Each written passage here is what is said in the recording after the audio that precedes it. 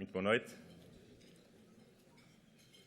Em nome do Presidente da APDC, que não pode estar hoje aqui connosco por se encontrar na China, gostaria de dar as boas-vindas a este segundo encontro do ciclo de jantares de debate da APDC 2012.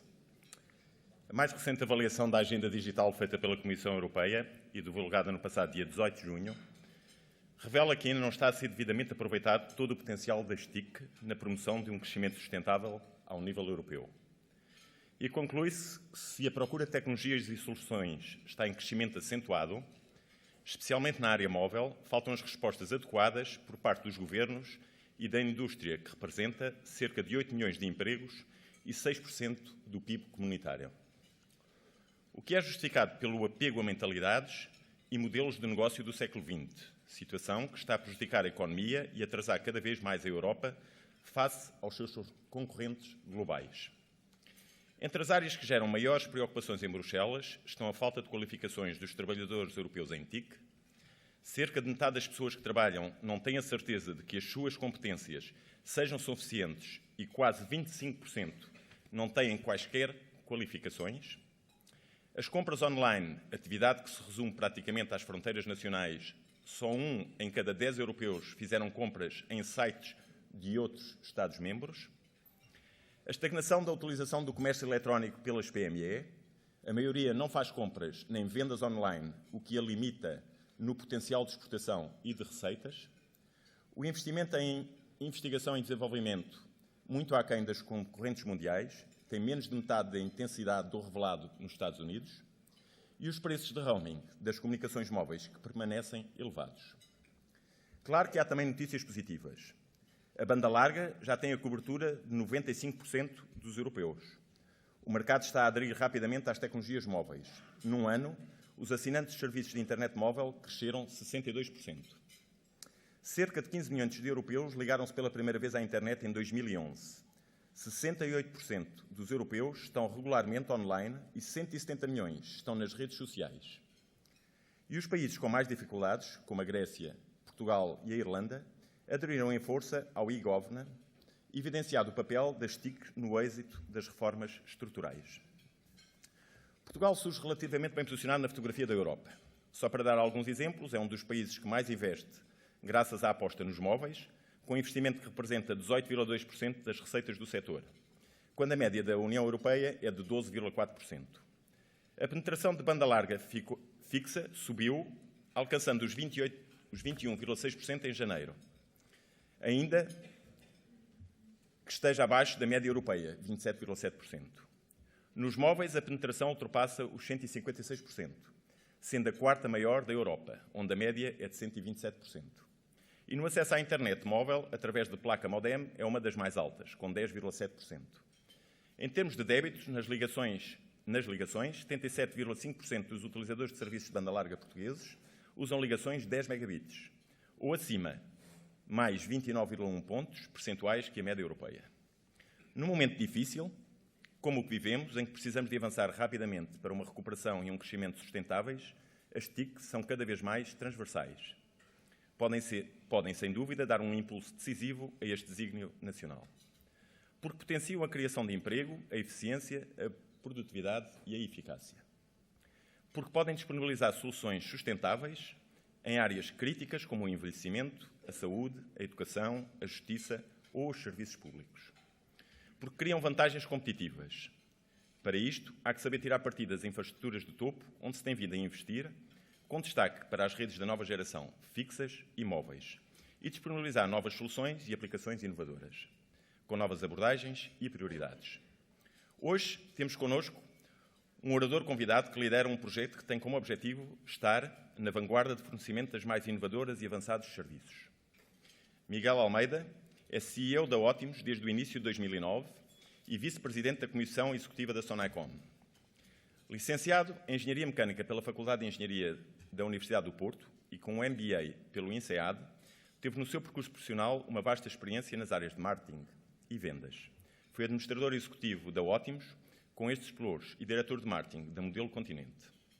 A Ótimos concentra hoje toda a operação de comunicações da Sonaicom e que representa a grande fatia de negócios do grupo, com mais de 90% do volume de negócios consolidado.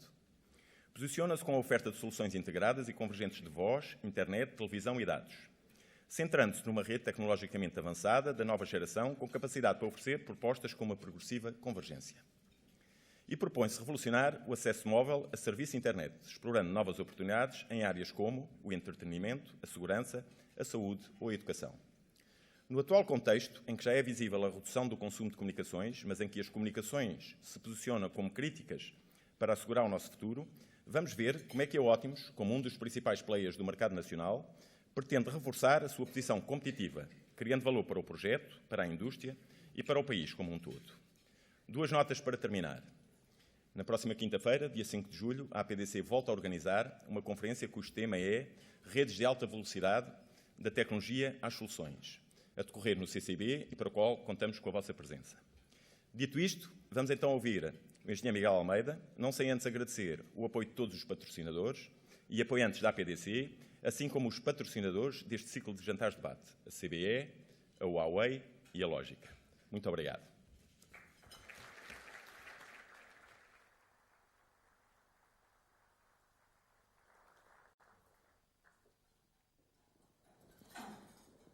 Obrigado, Nuno.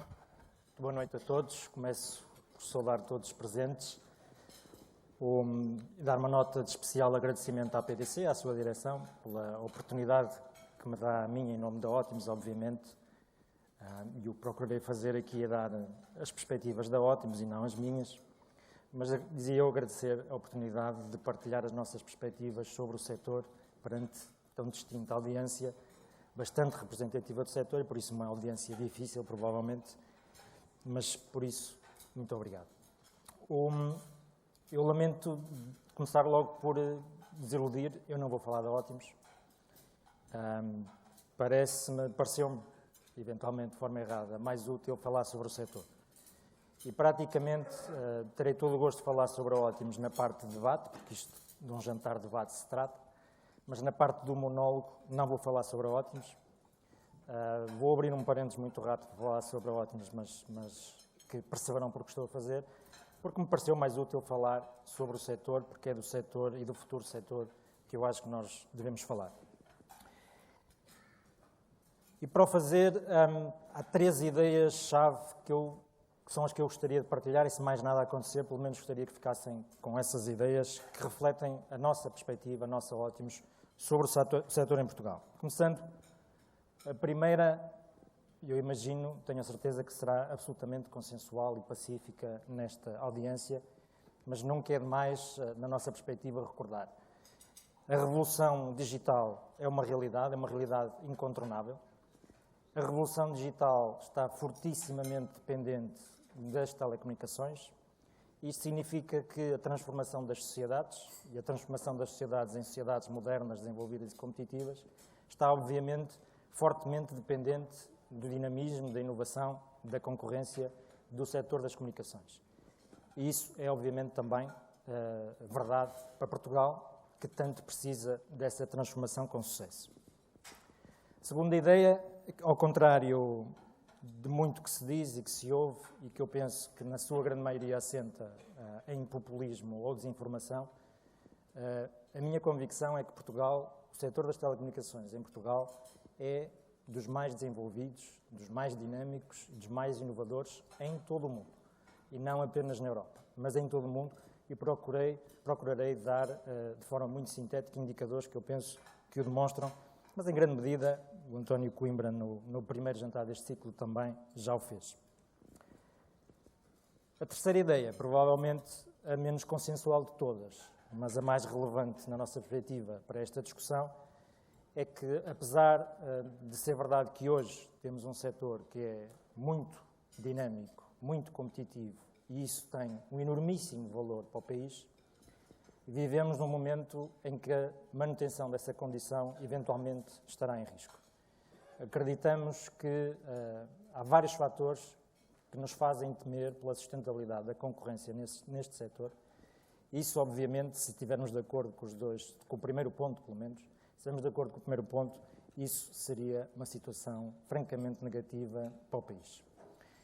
E mais à frente falarei sobre o que é que nós, na nossa perspectiva, achamos, porque é que achamos isto e o que é que achamos que deve ser feito para evitar que assim seja.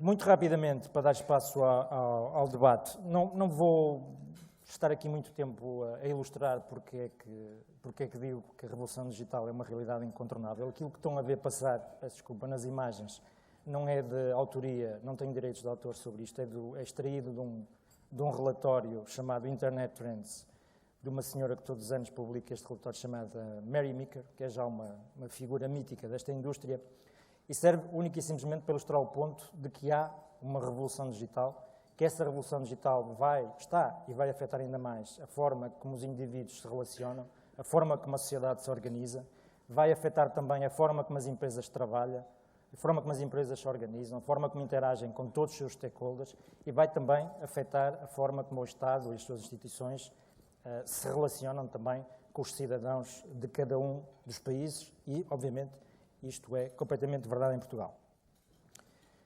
E sendo assim, e penso que é pacífico pensarmos que é assim, se há uma preocupação, e ela tem que existir, de Portugal, mais do que sair desta crise económica que é conjuntural. Mas mais importante que isso, que haja uma transformação da sociedade portuguesa e da economia portuguesa, que sejam corrigidos os atrasos estruturais que temos em relação à Europa desde logo, mas também cada vez mais em relação a muitas economias em franco desenvolvimento por esse mundo fora, é fundamental para o país, acredito eu, é fundamental para o país ter um setor de telecomunicações que seja um exemplo de dinamismo e inovação. Para isso acontecer, acreditamos nós que é absolutamente essencial que haja concorrência. E a boa notícia é que o ponto de partida é um ponto de partida, na minha perspectiva, bastante positivo e que é um capital que seria muito importante que o país não destruísse. E o ponto de partida é um setor das telecomunicações, na minha opinião pessoal, que todos os indicadores relevantes indicam que é dos mais desenvolvidos, dos mais dinâmicos, mais inovadores, todas as palavras boas que se possam encontrar, não só numa perspectiva europeia, independentemente dos relatórios simpáticos da União Europeia, mas também até numa perspectiva mundial. E para não estar também aqui muito tempo, para dar espaço ao debate, para não estar muito tempo a partilhar números que o demonstrassem, tentei encontrar 3 indicadores que, de forma muito objetiva e obviamente sintética, tentassem demonstrar este ponto. E esses 3 indicadores são basicamente uma análise sobre o grau de penetração dos serviços, que é um indicador crítico, uma análise sobre os custos que os consumidores, que os clientes de telecomunicações suportam em Portugal quando comparados com outros países e uma análise da qualidade dos serviços que são prestados em Portugal. E começando pelo tema da penetração, podia ter aqui slides cheios de países para demonstrar o ponto. Selecionei 4 países que são inquestionáveis e inatacáveis, são as maiores economias e as mais desenvolvidas na Europa, e quando olhamos para 2 indicadores, neste caso do setor móvel, seja a penetração de serviço mais básico de voz, seja a penetração de banda larga móvel, portanto a utilização dos dongles, aquilo que vemos é que Portugal tem a mais alta penetração, tem das mais altas penetrações da Europa e tem a mais alta quando analisada neste distinto grupo de companheiros de estrada. A penetração de banda larga móvel é ainda mais relevante do ponto de vista da modernidade e, se quisermos, do ponto de vista do futuro. Há uma clara diferença entre a penetração da banda larga móvel em Portugal face a estes países, mas podemos ter aqui muitos mais países. Eu penso, por exemplo, na banda larga móvel, e penso que o António mostrou isso no jantar, haverá um país na Europa que terá uma penetração mais alta que em Portugal. E, portanto, no que diz respeito à penetração nos serviços móveis, ela é claramente um exemplo para outros países da Europa. Mas não é só da Europa, porque vou outra vez buscar o mesmo estudo insuspeito da Mary Meeker para dizer que ela fez uma análise de penetração de serviços 3G a nível mundial. E a nível mundial, Portugal aparece no 3º lugar, atrás do Japão e da Coreia do Sul, que nestas coisas de tecnologia, de facto, andam sempre um bocado à frente de qualquer país da Europa. O primeiro país europeu que aparece neste ranking é quinto classificado e é a Suécia, e depois é preciso andar muito tempo no ranking para chegarmos a países como a Espanha e a Alemanha. E eu interrogo-me em que aspecto positivo, nos negativos infelizmente isso acontece às vezes, mas em que aspecto positivo, em que indicador positivo sobre o desenvolvimento do país é que nós temos este tipo de posição. Não consigo recordar nenhum, não me lembro de alguma vez ter visto nenhum em que isto acontecesse. talvez no futebol, mas não tenho a certeza que isso seja um indicador de desenvolvimento do país, não. A Argentina e o Brasil não teriam tido o sucesso no passado.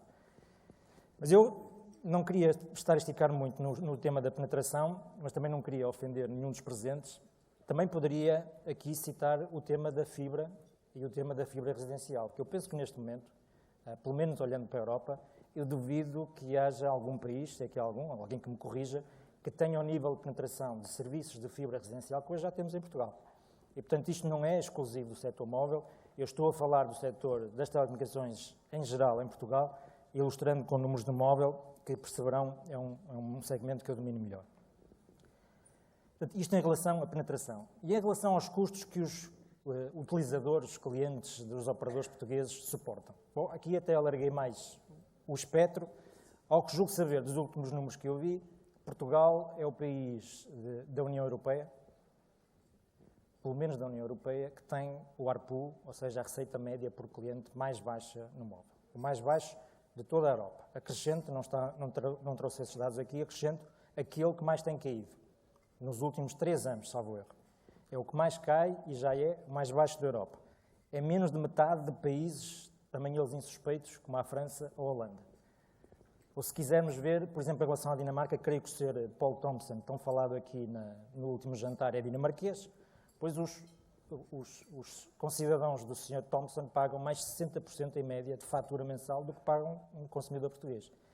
Se isto não reflete, com aquela penetração que vimos atrás e com estes custos, se isto não reflete um mercado concorrencial e dinâmico, eu teria muita dificuldade em ver que indicadores é que são relevantes.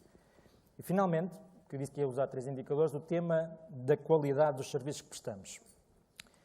São os dados do estudo, penso que o mais recente, da aferição da qualidade de serviços de sistemas da qualidade de serviços de sistemas de comunicações móveis, feito pela Anacom, em novembro de 2011. E o que é que, reparem que não pus aqui o nome dos operadores, embora tenha sofrido uma provocação à mesa que me leve a estar a resistir com muita dificuldade a essa tentação, porque o objetivo deste slide era fazer o ponto. Eu duvido seriamente que em algum país existam 3 operadores, quiçá até 1, que consigam, num indicador como este, que é de cobertura boa, indicador usado pela Anacom, terem percentagens acima de 99%, quer no GSM, quer no 3G. Penso que não existe paralelo. E, portanto, do ponto de vista da qualidade dos serviços que nós prestamos aos utilizadores em Portugal, estes números, se algum ilustra alguma coisa, são estes. Também, não posso deixar, apesar de ter prometido que não falava da Ótimos, talvez o mais significativo deste slide seja ver que o terceiro operador, o nível de qualidade da rede do terceiro operador, só para esclarecer, o terceiro operador a Ótimos é o que diz A. Não querendo envergonhar ninguém.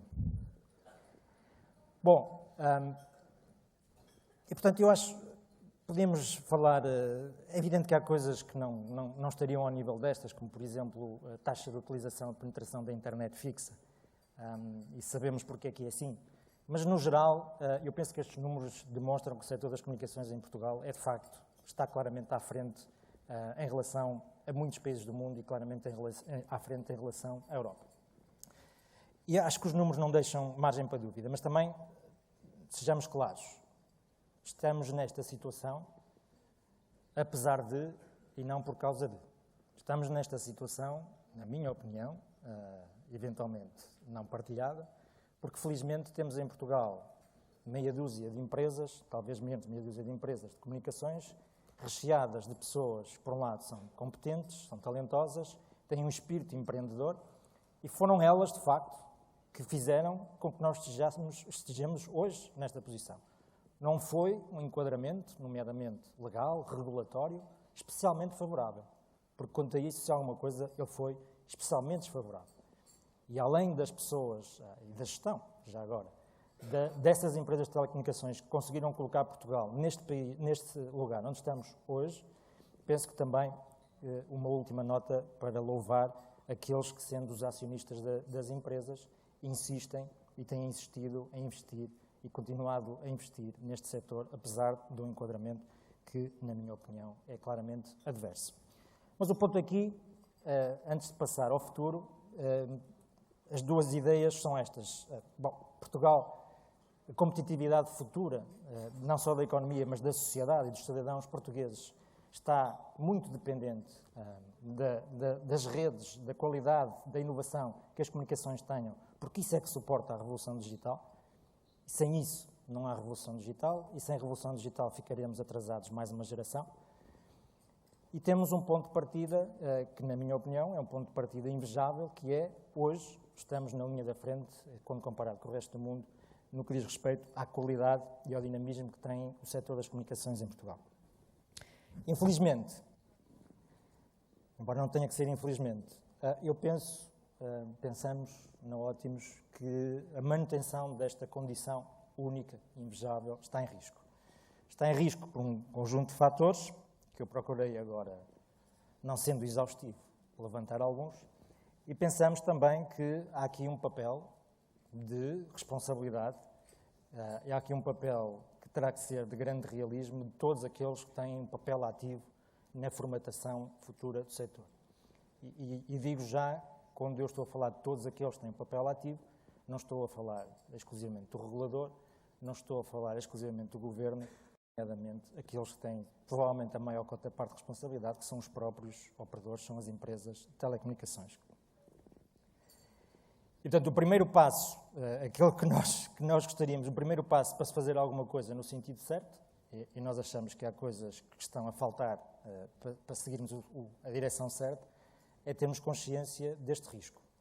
Porque o perigo que existe aqui, quando olhamos para os números anteriores, é que não existe essa consciência e que se pense, como também disse o Sr. Thompson, na frase que o António aqui utilizou, central à sua apresentação, falou de coisas como falta de concorrência e rendas anormais, e a parte das rendas anormais é uma parte que me preocupa especialmente. E, portanto, ou há uma consciência que o setor é crítico para o país, o setor é crítico para o futuro país, e a concorrência no setor, e por consequência o setor, está em risco, ou acho que vamos ter uma grande chatice para todos nós. Mas deixem-me, antes de mostrar isto, disse que ia só dar um ponto na Ótimos, porque a esta hora já estou a ver algumas caras, apesar dos holofotes, e já estou a ver aquelas expressões habituais quando nós falamos, que é, pá, lá vem este tipo com um rolo de queixas, tentar resolver os problemas dele, em vez de os resolver ele, e pá, não há problema nenhum no setor, o gajo é que tem os problemas e vem para aqui com a sua carta ao Pai Natal para resolver esses problemas.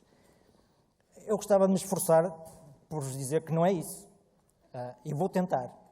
E para isso vou mostrar alguns números. Porque é que nós, Ótimos, somos os que devíamos estar menos preocupados? Bom, esta é a evolução recente da empresa nos últimos 2 anos. Subimos o resultado operacional 20%, num contexto que já vamos ver em que o mercado cai. Subimos o indicador EBITDA menos CAPEX, portanto, o resultado operacional menos investimento, que é um proxy dos recursos libertados pelo negócio, subimos 364% em 2 anos. Quando olhamos para o resultado líquido, também é uma métrica relevante para muita gente, subimos 287%. Portanto, se olhamos para aqui, vemos que nós, em particular, estamos muito satisfeitos. Estamos bem onde estamos. Estamos muito satisfeitos, estamos no caminho certo, tudo é cor-de-rosa. E, portanto, não é claramente por causa da Ótimos que eu estou a levantar esses pontos. Mas quando nós começamos a olhar para o tipo de métricas, aqui estão cotas, não são as cotas que nós gostaríamos, obviamente, mas, mais uma vez, demonstram que se há alguém que tem razões para estar confiante em relação ao presente e ao futuro, somos nós. A mais relevante é a cota de resultado operacional, que nós em 2 anos conseguimos aumentar em 4 pontos percentuais, num contexto particularmente difícil. E, portanto, o que é que isto revela? Nós estamos no sentido certo, estamos a reforçar a nossa posição competitiva, estamos a aumentar os resultados de forma exponencial, não temos nenhuma razão para estar preocupados. Acontece que nós achamos que o setor tem razões para estar preocupado e nós fazemos parte do setor e, portanto, também estamos preocupados. Porque quando olhamos para a evolução do setor em Portugal nos últimos anos, o que vemos é uma coisa muito diferente. Vemos as receitas em 2 anos caíram 9%, isto é agregado de todos os segmentos, portanto, os principais operadores do mercado, e o resultado operacional caiu 5%. Se olharmos para o caso específico do móvel, vemos que as receitas de clientes, e aqui não tem o efeito das terminações, portanto, isto é exclusivamente aquilo que nós faturamos aos nossos clientes, sem nenhum efeito regulatório, caíram 9% em 2 anos. E o resultado operacional agregado, neste caso os 3 operadores móveis, caiu 7%. E não se esqueçam que houve um deles que cresceu 20%. E, portanto, eu penso que isto já de per si já não revela bem as tendências que todos nós gostaríamos, pelo menos os acionistas destas empresas, gostariam. Bom, dirão alguns. Antes do que dirão alguns, isto explica a grande parte. E aqui está uma parte significativa da explicação daquelas tendências. Não a única e não a mais relevante para o futuro, mas explica. Conseguimos que a receita média por minuto no móvel baixasse 42% em 4 anos. Se olhássemos para os SMS ou pelo preço unitário por megabyte ou o que fosse, víamos tendências provavelmente ainda mais graves. Conseguimos, com esta linda brincadeira, baixar 33% o ARPU em 4 anos e entrar na linha da frente do ARPU mais baixo da Europa. E isto acontece num contexto que não devia acontecer, porque a verdade é esta, as pessoas estão a utilizar menos? Não estão.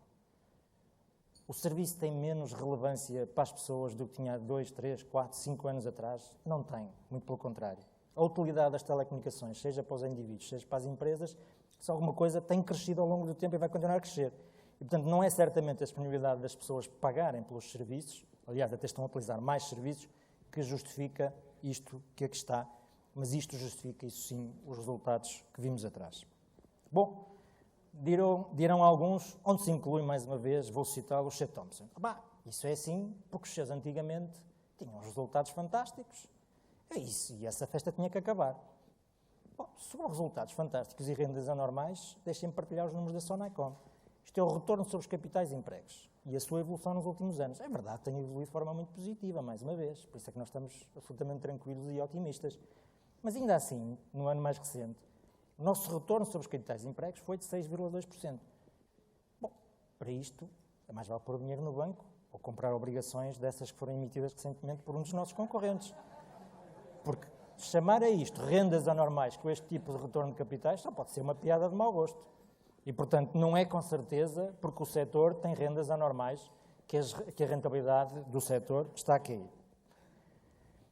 Bom, dirão alguns também, ok, isso não, mas o setor está a aproveitar um investimento que foi feito no passado, hoje já não precisa de investir e, portanto, é natural que as rentabilidades baixem, mas também como o investimento e o capital de emprego não está a aumentar, a coisa do ponto de vista da matemática dos económicos funciona. Bom, isso também não parece que seja verdade, porque pelas nossas estimativas, só nos últimos 3 anos investiu-se em Portugal cerca de mais de 600 milhões de euros a desenvolver redes de fibra residenciais.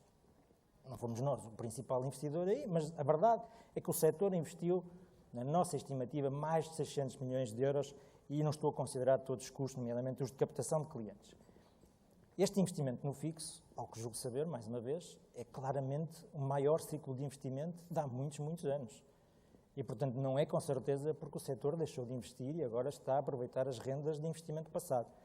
Mas o mesmo se aplica no móvel, porque investimos os 3 operadores móveis de forma agregada, salvo erro, 345 milhões de euros no final do ano passado, para ter o direito de utilização de espectro, nomeadamente, mas não só, mas nomeadamente para desenvolver serviços da 4ª geração.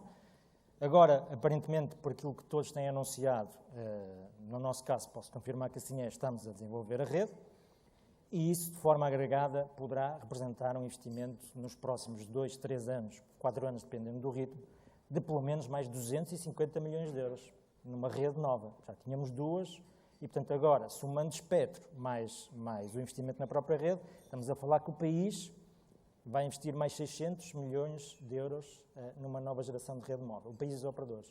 Portanto, também não me parece que este tipo de tendências, do ponto de vista da rentabilidade, possa ser explicado por uma redução de investimento. Se há alguma coisa, com este tipo de investimento recente, a pressão que os acionistas vão fazer sobre nós será no sentido contrário.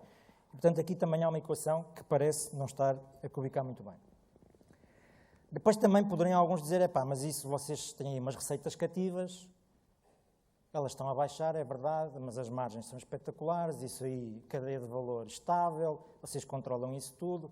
Também não é verdade, porque a verdade é que a cadeia de valor das telecomunicações está claramente a fragmentar-se, não teria ousadia perante esta audiência falar sobre isso, mas a verdade é que vai haver aqui mais gente nova, que não fazia parte da cadeia de valor de telecomunicações, que vai captar uma parte do mercado. E, portanto, 1 euro de receitas hoje Não é a mesma coisa de €1 de receitas há 5 anos atrás. E, garantidamente, não será a mesma coisa que €1 de receitas daqui a 5 anos, no que diz respeito à remuneração dos nossos ativos enquanto operadores. Portanto, este tipo de evolução, nomeadamente a evolução das receitas, ainda tem esta ameaça por cima, tornando as coisas, na minha perspectiva, um bocadinho mais complicadas para a frente. E, portanto, só para sintetizar, isto não são opiniões, são factos, as receitas estão em queda, vimos os números, pelo menos as agregadas do setor. Minha convicção, elas vão cair ainda mais este ano, porque com o consumo privado a cair 5% ou 6%, com o desemprego nos 15% e provavelmente aumentar. Não há milagres e, portanto, as receitas do setor vão ainda cair mais este ano. Os resultados, como vimos, estão claramente a deteriorar-se. Penso que existem 2 honrosas exceções no percurso dos últimos 4 anos em que, de facto, melhoraram os resultados, mas o resultado operacional agregado do setor está claramente em queda. Os investimentos, como vimos, aumentaram, não param de aumentar e são muito significativos mesmo nos tempos mais recentes. Os custos operacionais, bom, pode haver alguma otimização, mas aquilo que são os inputs críticos para nós, por exemplo, a energia, não para de aumentar e, portanto, não será fácil, sem operações que têm sempre impacto naquilo que fazemos, reduzir os custos operacionais. Ainda temos uma alteração progressiva, esperemos nós, bastante progressiva, mas que poderá ter impactos significativos a médio prazo na cadeia de valor e que, de alguma forma, pode vir a pôr em causa os investimentos que são feitos em infraestruturas e o retorno dos investimentos que, entretanto, já foram feitos muito significativos por parte dos operadores portugueses. Nós achamos que, para além disto já não ser de per si positivo, este tipo de tendências, existem um conjunto de outros aspectos que é fundamental endereçar. É fundamental endereçar por parte das autoridades regulatórias, provavelmente não só a ANACOM, mas outras também, por parte do Governo, também vou falar disso, e também por parte dos operadores que estão aqui, presumo eu, em esmagadora maioria. Achamos que é fundamental, de facto, criar-se as condições, garantir-se as decisões e acabar-se com as omissões e as inações para que não se corra o risco de desperdiçar este capital tão importante para o país e não se corra o risco daqui a, não será 1 ano certamente, mas daqui a 3, 5 anos, não termos concorrência efetiva com tudo o que isso representa para o país e de custos significativos para o desenvolvimento do país. Alguns exemplos. Bom, a primeira coisa que me parece importante era parar com esta moda recente de onerar o setor, na minha perspectiva, de forma irrazoável. Há coisas que são mais recentes, ilustrei aqui com algumas coisas, outras não são tão recentes. Bom, não é simpático, não é simpático o setor pagar 75 milhões de euros para financiar a ANACOM, é difícil perceber para que é esse dinheiro, é uma taxa, é um custo irrazoável para o setor, mas não contentes com isso, nós agora, e a minha mensagem aqui é um bocadinho, não tanto pelo que já aconteceu, mas pelo que esta moda poderá indiciar que ainda venha a acontecer. Alguns exemplos recentes. Esta lei do cinema, que vai custar, segundo as nossas estimativas, não tarda nada, cerca de mais 20 milhões de euros por ano aos operadores, não estou a incluir aqui os operadores de televisão, estou a incluir só os operadores de telecomunicações. O serviço universal, obviamente para a frente e para trás não vai ter custo nenhum para os operadores, mas para a frente terá um custo que será no mínimo 5,2 milhões de euros e poderá ir até 17,5 milhões de euros e sabe-se lá que mais virá amanhã. E para além disto que são custos diretos, taxas diretas sobre os operadores, temos um conjunto de legislação, muita dela recente, que tem um custo indireto, mais difícil de quantificar, mas muito significativo. Não quero ser exaustivo, mas lembro-me. Por exemplo, o aumento das taxas de justiça, que em absolutamente nada contribui para desimpedir os tribunais em Portugal, mas nos impede a nós de cobrar aquilo que nos é devido. Isso, obviamente, tem valor económico.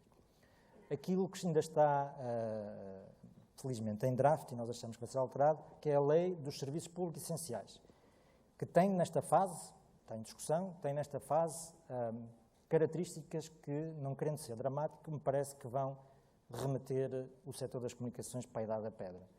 porque pura e simplesmente, se ela vier a avançar na forma como está formatada, torna completamente impossível o investimento, porque não há nenhuma segurança de retorno desse investimento. E, portanto, é mais um exemplo de uma lei que poderá ter custos gigantes para o setor.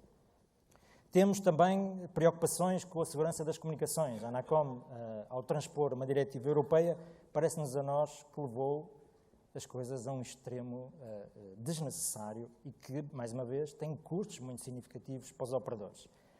Temos o exemplo da Lei das Comunicações Eletrónicas, as alterações recentes, que nos impede, na prática, a nós, operadores móveis, de disponibilizar serviços de valor acrescentado sobre mensagens escritas. Bom, se calhar continuava a estar aqui. Estamos só a falar de exemplos recentes de alterações de leis, de taxas, de impostos, que não podem ter o seu nome, e de legislação que gera custos incomportáveis para o setor. Isto é particularmente relevante para o tema da concorrência, não necessariamente a estes níveis, para a sustentabilidade do setor como um todo, mas para a sustentabilidade da concorrência porque obviamente que os operadores com menor escala têm muitíssima mais dificuldade em acumular todas estas coisas, e algumas delas têm os mesmos custos para nós que têm para um grande operador. E, portanto, o que isto faz na prática é diminuir a capacidade dos operadores que têm menos escala de concorrer efetivamente. Depois, aqui sim um tema mais regulatório, temos o tema das distorções estruturais no segmento móvel. E este é um tema hoje mais presente do que alguma vez já foi no passado. Basta olhar para este número. Este é o peso que tem as chamadas ONET no total de tráfego outgoing móvel dos operadores portugueses, dados à ANACOM. Não para de aumentar. Hoje, as chamadas ONET representam 80% do total das chamadas efetuadas. Portanto, incluindo chamadas para outros operadores móveis, para a rede fixa, internacionais, 80%. O que é que isto significa? Significa que os operadores de maior escala, cada um dos operadores, os três, tem monopólio. Tem monopólio porque aquilo que fazem é oferecer isto aos clientes. Todos os operadores, não me estou a excluir aqui deste grupo, todos os operadores hoje oferecem chamadas gratuitas e SMS gratuitos para a própria rede. Algo que é, obviamente, impossível de um outro operador oferecer. Eu não consigo oferecer chamadas gratuitas para a Vodafone, porque apesar da Vodafone se queixar que as tarifas de terminação são baixas, elas são suficientemente altas para eu não poder fazer. E, portanto, isso significa que a Vodafone tem um monopólio. Tem um monopólio das chamadas ao net Vodafone. E isso é o principal mercado. E, portanto, enquanto não se combater esta distorção estrutural, em rigor não há concorrência. Enquanto ela se continuar a agravar, estamos a diminuir a concorrência. E, portanto, ou se resolve isto de uma vez, e é fundamental resolver, e há muitos mecanismos para resolver, ou de facto estamos a acabar com a concorrência no segmento móvel, que ainda por cima, como vimos há pouco, é provavelmente aquele onde a concorrência mais existe.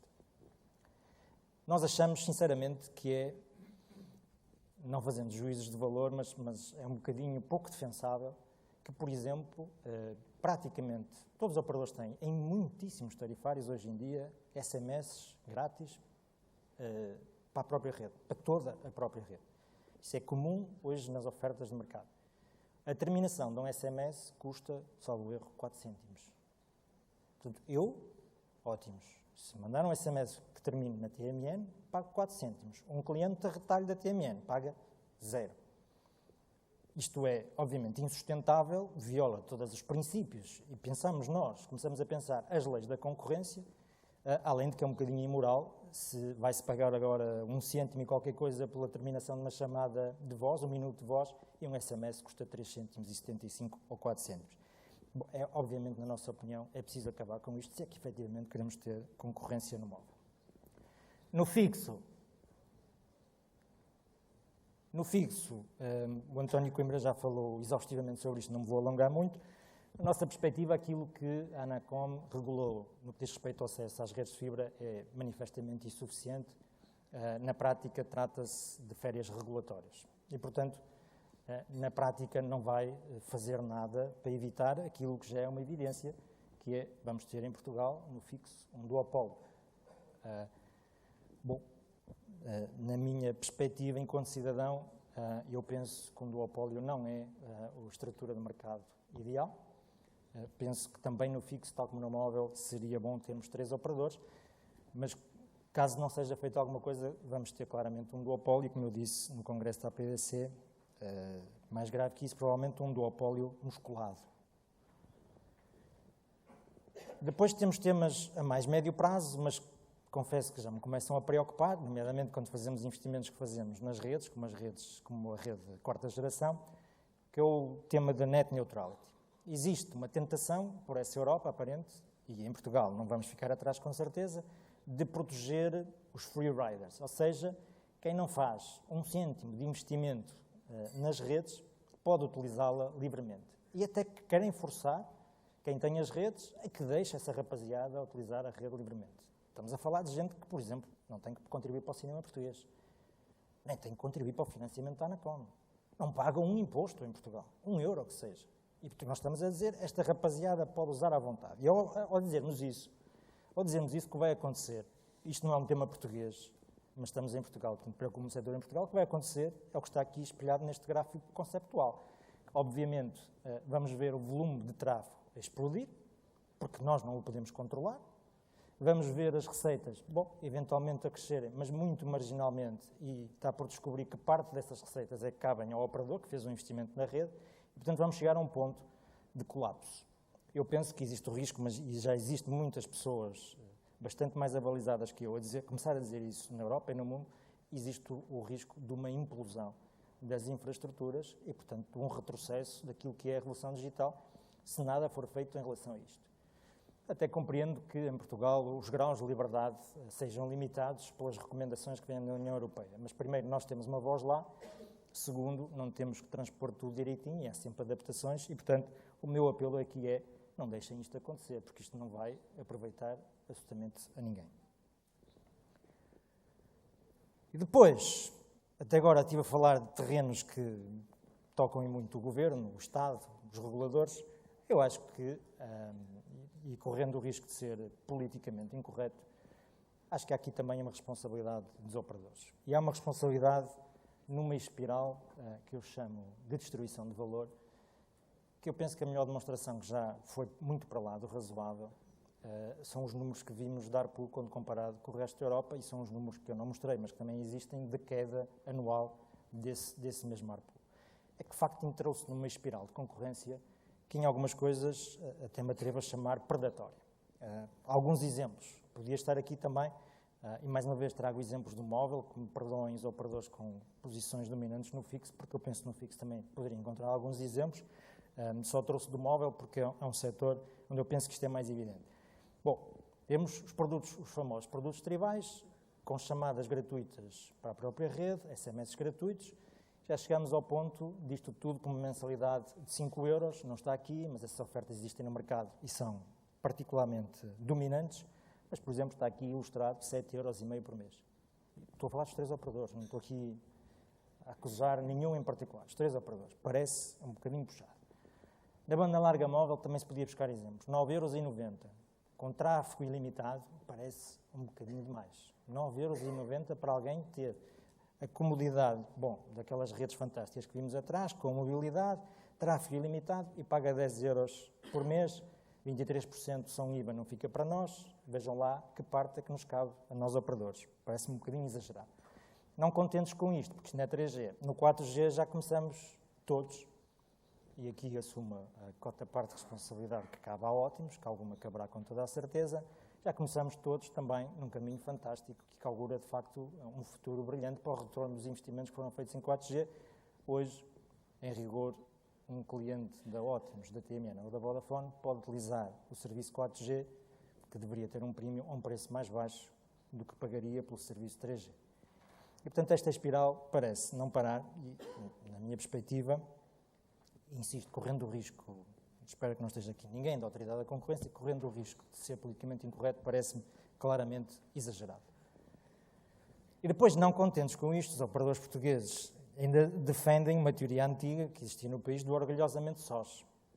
Portanto, isto está tudo aí para sul, receitas, rentabilidade, investimento para norte, custos para norte, e o que vemos, ao contrário daquilo que está a acontecer em toda a Europa, e não só na Europa, onde os operadores estão ativamente a procurar iniciativas de partilha das infraestruturas, por uma razão muito simples, e sem nada põe em causa a concorrência que continua a existir no retalho, mas obviamente aumenta a eficiência dos operadores. Os exemplos são múltiplos. Em Portugal, nada. continuamos todos, orgulhosamente sós, a multiplicar as infraestruturas de elevada qualidade, seja no móvel, seja no fixo. Existe uma exceção, relevante, pelo menos que eu conheço, existe uma exceção, que é o acordo, a parceria que a Ótimos tem com a Vodafone na rede de fibra residencial. Mas também convém sermos claros quanto a isso. Ele existe, mas foi preciso para isso que a Ótimos fosse à frente sozinha. E só depois apareceram parceiros. E não há qualquer disponibilidade, qualquer interesse, qualquer abertura de nenhum operador em Portugal em partilhar mais seja o que for. 3G, 4G, torres, antenas, transmissão, nada. Tudo aquilo que nós vemos acontecer nos outros países, em Portugal não vemos, e isto aqui claramente não é da responsabilidade do Estado, é da responsabilidade dos operadores. E, portanto, para não me alongar muito mais, e em conclusão, para inverter aquilo que já é hoje uma tendência negativa, nós achamos que algumas coisas têm que ser asseguradas para o futuro e essas coisas têm responsabilidade partilhada do Estado, dos reguladores, do próprio Governo, mas também dos operadores. A primeira, parece-nos que se nós não fazemos pela vida, dizia isso há bocado, a vida não vai fazer por nós e, portanto, o que era importante para começar é suster esta espiral de destruição de valor que não creio que nos esteja a levar a lado nenhum, nem é, na minha perspectiva, benéfica para o consumidor. Consumidor esse que já paga hoje os preços mais baixos de toda a Europa. Segundo ponto, nós acreditamos, achamos e continuamos a insistir publicamente nisso, que há espaço e há méritos na cooperação entre os operadores na partilha das infraestruturas. O investimento que é feito em infraestruturas, agora peço desculpa a muitos dos nossos fornecedores que estão presentes na sala, mas só aproveita, é essencialmente investimento para o estrangeiro, não tem nenhum ganho para a economia portuguesa e, portanto, a multiplicação, duplicação, triplicação de infraestruturas, se alguma coisa, ainda piora a nossa balança de pagamentos, se alguma coisa, estamos a falar de não geração de valor na economia portuguesa. E, portanto, se nós tivéssemos um setor mais eficiente que partilhasse essas infraestruturas, penso que do ponto de vista do país ganhariam todos, ganhariam certamente também os acionistas de todas as empresas de comunicações que estivessem envolvidas nesses acordos de partilha. Depois, um tema que é essencial e que não está por ordem de importância, que é preciso criar, na nossa opinião, condições para que existam 3 operadores capazes de competir, e capazes de competir aqui é importante, em cada um dos segmentos, se é que ainda nos podemos dar ao luxo de dividir o mercado entre móvel e fixo. É importante, na nossa opinião, que haja 3 operadores fortes, fortes no sentido de serem capazes de concorrer no móvel. Acho que o histórico passado e o presente demonstram que esse é o melhor modelo, é por isso que nós estamos onde estamos e achamos que era fundamental que isso também acontecesse no fixo e que não caminhássemos para um duopolo. E aqui o ponto essencial é um ponto, obviamente, de regulação. Depois também, menos importante, mas a médio prazo poderá vir a tornar-se importante, contamos ou apelamos que quem tem responsabilidades de regulação garanta que este fetiche de net neutrality tem conta, peso e medida, sob pena de estarmos a contribuir para a implosão da sociedade digital, porque as infraestruturas, pura e simplesmente, não têm rentabilidade. Não tendo rentabilidade, não há investimento, e não havendo investimento, isto bloqueia tudo e há uma implosão. E, finalmente, o ponto que também fiz há pouco, acho que ia sendo tempo de pensarmos seriamente na importância do setor e da existência da concorrência no setor numa lógica de desenvolvimento do país, numa lógica patriótica. E, portanto, esta tentação assente no mito de que há rendas anormais no setor, de onerar o setor, seja com impostos ou taxas diretas, seja com custos que tem, com legislação que tem custos indiretos, era importante que se acalmasse.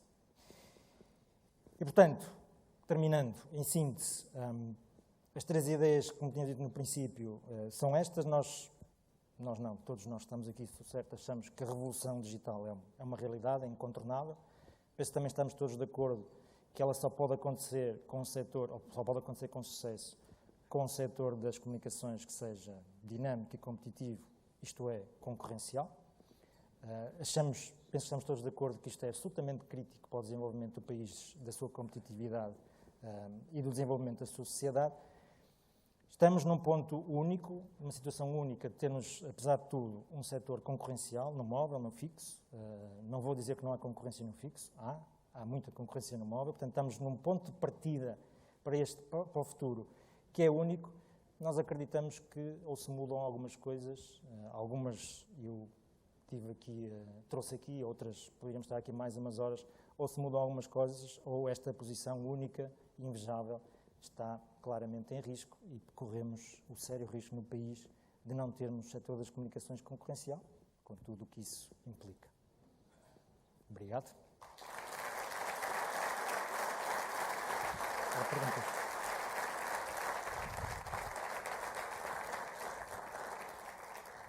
E agora, para abrir o debate,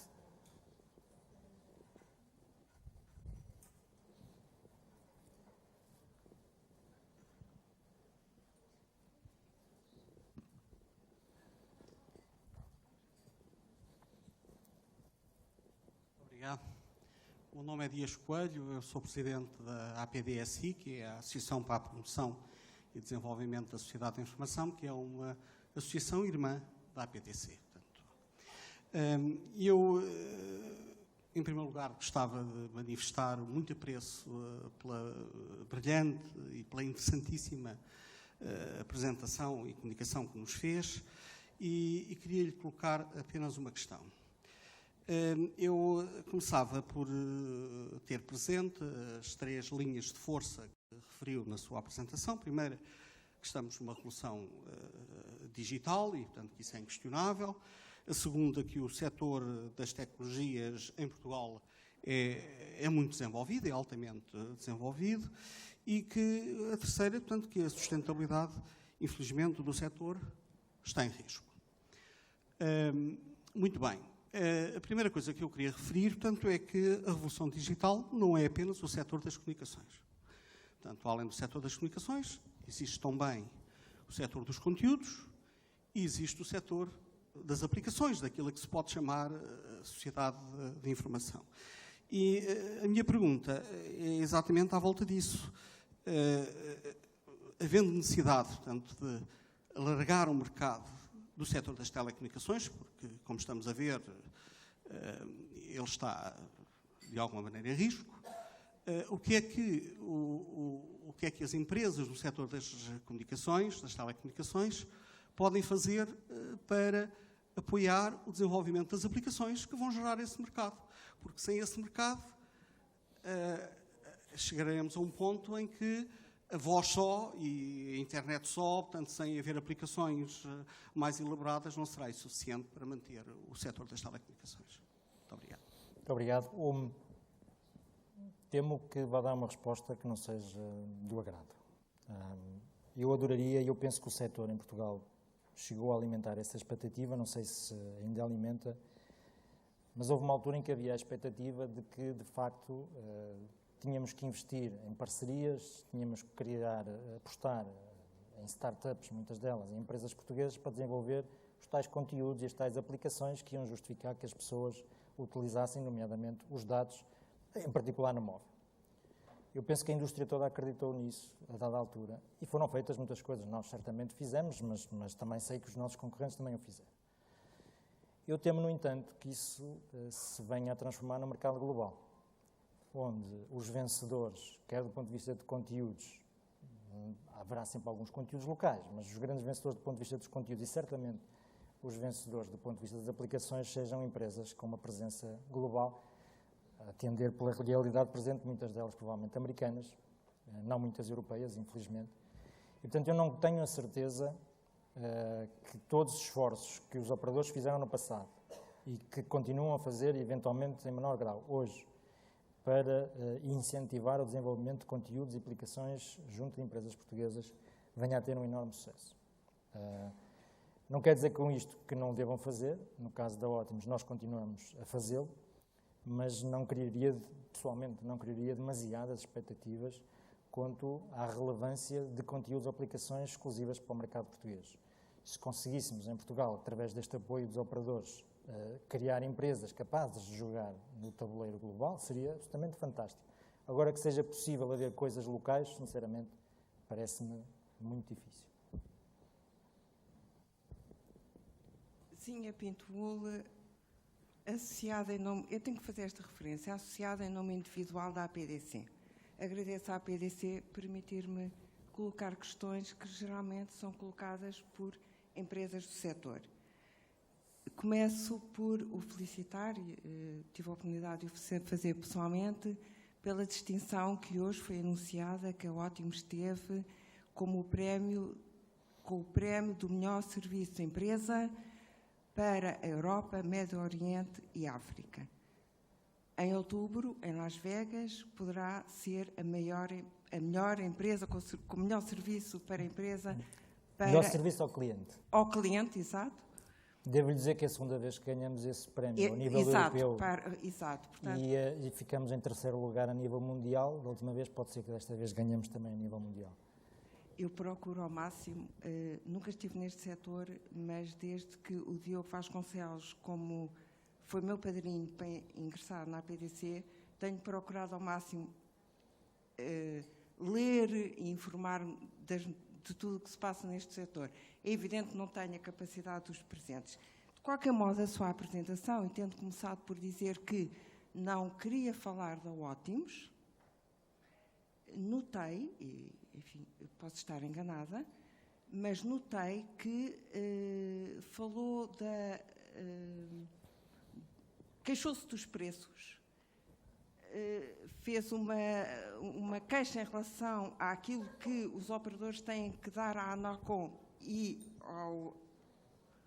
à taxa de cinema.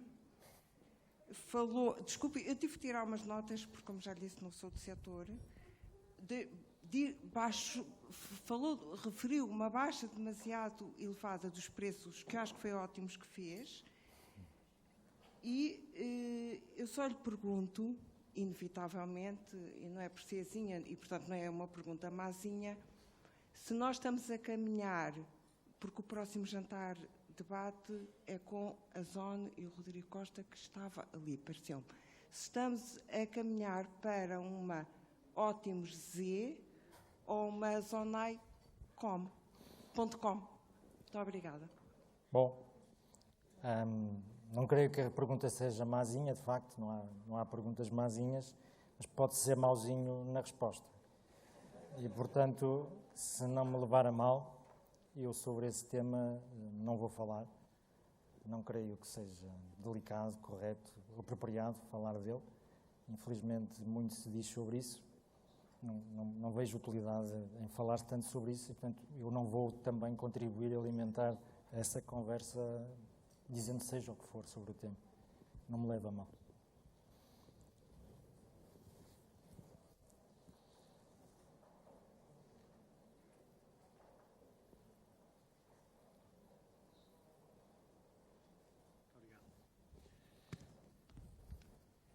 Boa noite, Gonçalo Sequeira Braga. Ó, Sr. Engenheiro, eu apreciei muito a sua exposição. Acho que deu um retrato fiel da problemática das telecomunicações portuguesas. Mas eu fiquei com a impressão de que o Sr. Engenheiro fez uma grande apologia da venda da Ótimos e da Sonaicom. E já lhe vou explicar e depois vou-lhe pôr uma pergunta no final. Há um primeiro ponto que eu gostava de focar relativamente à luta contra as injustiças regulatórias que os operadores em Portugal têm tido. Eu não me lembro, há 10 ou 12 anos, de ver o engenheiro Belmiro Azevedo estar a lutar contra essas, digamos, injustiças ou irregularidades ou iniquidades. E esse foi o momento principal em que as lutas se travaram. A Ótimos hoje está na fase final de um processo de liquidação. E esse é o aspecto, e aliás está refletido nas suas preocupações. O Sr. Engenheiro disse que nós, Portugal, temos um mercado extremamente evoluído e desenvolvido, o que de facto é totalmente verdade, face ao endividamento que nós temos. Foi possível, com esse endividamento, nós consumimos mais do que aquilo que nós devíamos consumir. Portanto, o mercado vai ter uma queda brutal, que, aliás, o Sr. Engenheiro, num dos slides, que está aí muito interessante, mostra que existem quedas de receitas, quedas de investimentos exagerados, etc. E esse modelo é insustentável. Aliás, já na conversa anterior, no debate anterior, o engenheiro António Coimbra não se queixava da queda do mercado. 15 dias depois, vinha a público que o mercado estava a cair 15%. Os seus dados são de 2011, 2012 e 2013 vão ser uma fonte de insónias para si, em relação, digamos, a esse aspecto. Há um outro aspecto que está no panorama total da sua apresentação, que é o seguinte: nós vamos ter uma brutal reestruturação das telecomunicações. A Troika já disse aos principais acionistas que têm que vender as suas participações industriais. Sou engenheiro. Isso vai alterar radicalmente a forma como os diversos operadores vão competir. E vai ter reflexos na sua estratégia. Daí que o problema que se põe é de saber se o seu engenheiro está comprador ou está vendedor. A meu ver, está vendedor. E está vendedor porque não está comprador. E não está comprador porque dentro da estratégia do Grupo Sr. Engenheiro Belmiro de Azevedo, este setor já não tem qualquer interesse. O que interessa, aliás, o seu parceiro está vendedor. Portanto, esta é a questão central. Faça um mercado em grande contração. E é isso que nós todos temos de ter aqui consciência. Porque esse vai ser o problema central do país.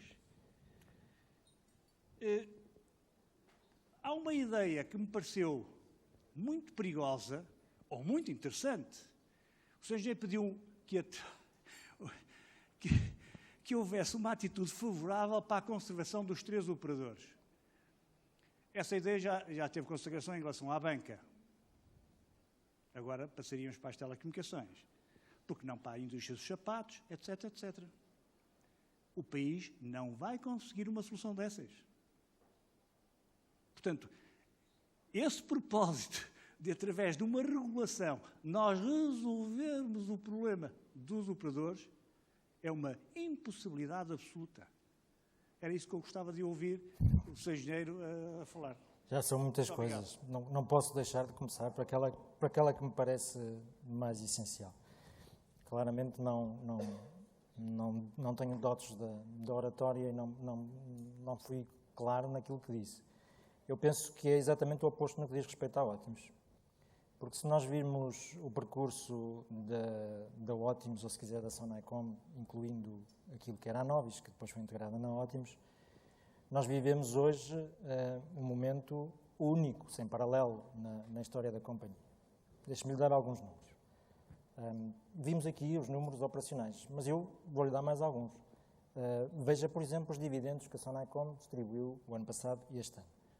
São, do ponto de vista do retorno, inferiores aos nossos concorrentes, que reconhecidamente já o fizeram, já reconheceram que tinham dividendos demasiado elevados.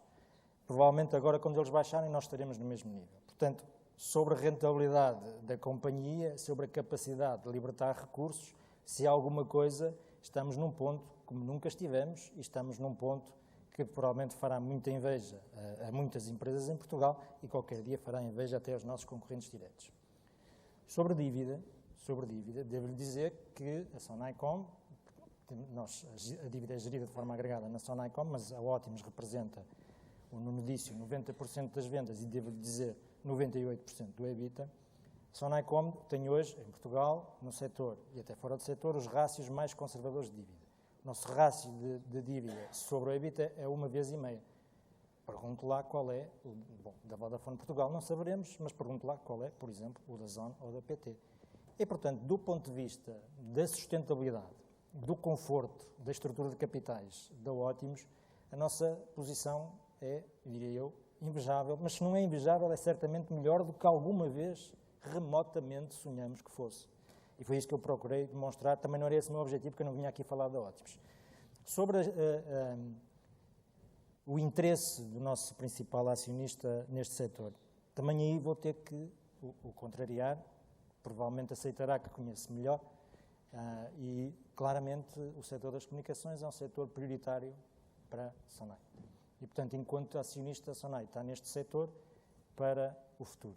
Nem podia ser de outra forma. Alguém que gramou 14 anos com este tipo de retornos e com este tipo de ambiente, seria muito estranho que agora, finalmente, a coisa dá dinheiro, vamos embora. Não. É evidente que é um setor importante para o país e a SONAI, como grande grupo económico, quer ter uma presença no setor. E, portanto, a resposta à sua pergunta é não. Não estamos do lado do vendedor. Bom, estaríamos do lado do comprador. Mas, como sabe, hoje em dia, comprar alguma coisa não é fácil. Porque para comprar alguma coisa é preciso recorrer sempre ao crédito, porque o dinheiro não anda no bolso, principalmente não anda no bolso de quem, em janeiro, pagou 85 milhões de euros de primeira prestação do espectro, uma coisa que ainda não utilizamos e pela qual vamos pagar todos os anos. Pagamos 85 milhões de euros, estamos hoje a desenvolver uma rede 4G, contamos chegar ao fim do ano com uma cobertura à volta dos 80% da população, isso custa dinheiro, porque senão estaríamos claramente compradores. O nosso objetivo é continuar a crescer neste mercado e, quiçá, até fora deste mercado. Portanto, a resposta, e eu peço desculpa não ter sido clara, não estamos satisfeitos com o percurso que temos feito, estamos satisfeitos com aquilo que a empresa é hoje e estamos muito otimistas em relação às perspectivas específicas desta empresa e, se quiser, deste acionista neste setor. Não partilho dessas preocupações.